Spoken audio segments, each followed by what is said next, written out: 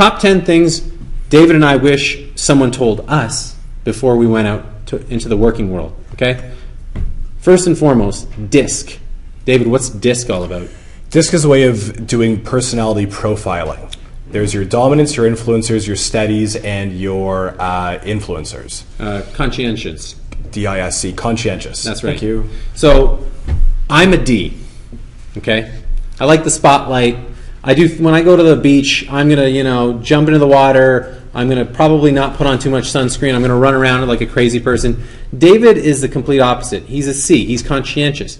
He likes to go to the beach. He likes to sit under the shade, put a lot of sunscreen on, wear a hat, read a book. Completely different personality types.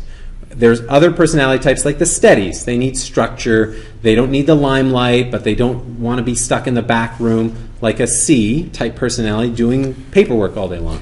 And if you can understand in your office with your team members who fits into which category, you can really have an effective running office. A great team. So my wife is an I. She's an influencer. She's a social butterfly. You drop her in a room, she'll yap, yap, yap with everybody, right?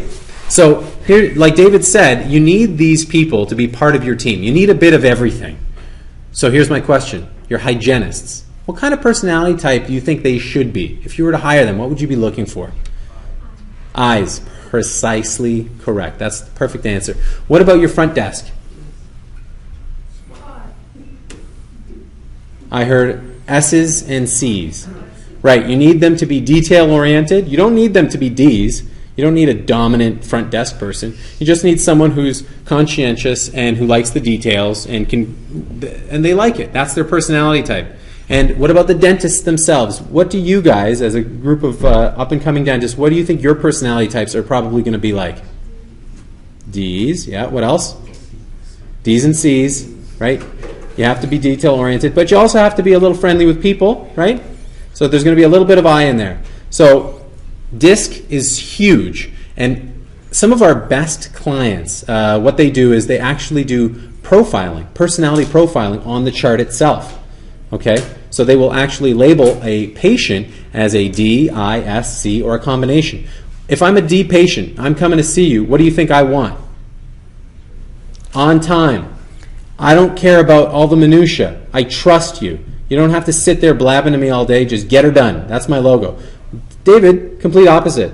Okay, he needs all the time in the world from you. You got to explain it. So if you can understand who your patients are, you can speak to them in their language and adapt yourself to the situation. Really important, right? Okay, number 2, have SMART goals. Who here knows what a SMART goal is, other than David? Are you guys writing down your goals? Every one of you should have 10 goals that you want to accomplish this year. If you don't write them down, I mean, good luck on trying to accomplish them, but you need to write them down. I want to travel. I want to spend more time with family. I want to get a job. I want to earn X amount of dollars. I want to buy something. I want to learn something. Write it down and make sure that they fall within those categories, right? Specific, measurable, achievable, results-oriented, and timeline. Okay. Find your niche, and we discussed this. It's really important. You don't want to be a general practitioner in Toronto. You'll get clobbered. You'll get slaughtered because the people who set up 20, 30 years ago, they got all your patients. Okay? And good luck trying to compete against them. Build an effective team with personality types from all over, DISC. Okay? Develop a strong brand, and we talked about that. Learn about business. This is important. If you guys want to make the most money, save the most money, avoid legal headaches, lawsuits, you need to keep learning. And where are you going to learn? On our websites, read our ebooks. So we've distributed our sign-up sheet. Make sure you sign up, and we will email you a free copy of our ebook. Expand your network. Talk to people. Get to know people, because you never know how that's going to either land you a job or find you a practice in a few years, because it's really tough. Really, really tough to find a good practice these days. Don't put up barriers. David, you want to explain this one? Michael accuses me of putting up barriers all the time. The trick is, if you put up barriers, all you're doing is limiting yourself.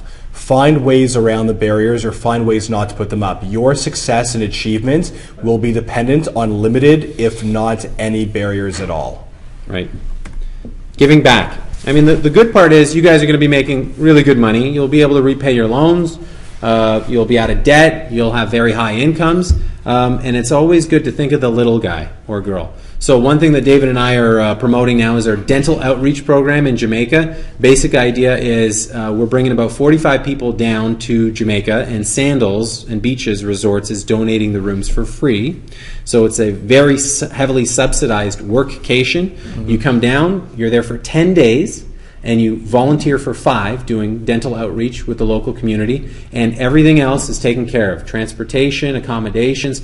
You have to pay for your own flights down. It's about $700 from Toronto to Montego Bay, and you pay a project fee to the not-for-profit that's doing this with us and Sandals.